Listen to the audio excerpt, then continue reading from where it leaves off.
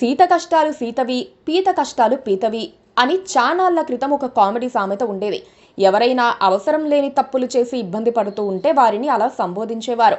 నిన్నటి వైసీపీ నేత, నేటి జనసేన ఒంగోలు కార్యకర్త బాలినేని శ్రీనివాసరెడ్డి కష్టాలు చూస్తే అదే సామెత గుర్తుకొస్తోంది. ఒకప్పుడు ఆయన ఒక వెలుగు వెలిగిన ఒంగోలులోనే బాలినేనికి విలువ లేకుండా పోయింది. అసలు నువ్వెవరు, ఈ నియోజకవర్గంలో ఇంకా ఎందుకున్నావని జనసేన, టీడీపీ నేతలు ప్రశ్నిస్తున్నట్లుగా కొన్ని సంఘటనలు జరుగుతున్నాయి. ఒక రకంగా బంధువు కూడా అయిన బాలినేనికి నిన్నటి సీఎం జగన్ అన్ని గౌరవాలు ఇచ్చారు. వాసన్న అంటూ ఆప్యాయంగా పలకరించేవారు. పిలిచి మరీ పక్కన కూర్చోబెట్టుకునేవారు. సామాజిక సమీకరణాల్లో ఆయన మంత్రి పదవి తీసేయాల్సి వచ్చినా ఎక్కడ ఆయనకు తక్కువ చేయలేదు. అడిగిన ప్రతి పని చేశారు. చివరకు ఒక డీఎస్పీ బదిలీ కోసం బాలినేని రచ్చ చేస్తే దాన్ని కూడా జగన్ లైట్ తీసుకున్నారు. కింది వారికి చెప్పి కావలసిన వ్యక్తిని ఒంగోలు డీఎస్పీగా పెట్టించారు.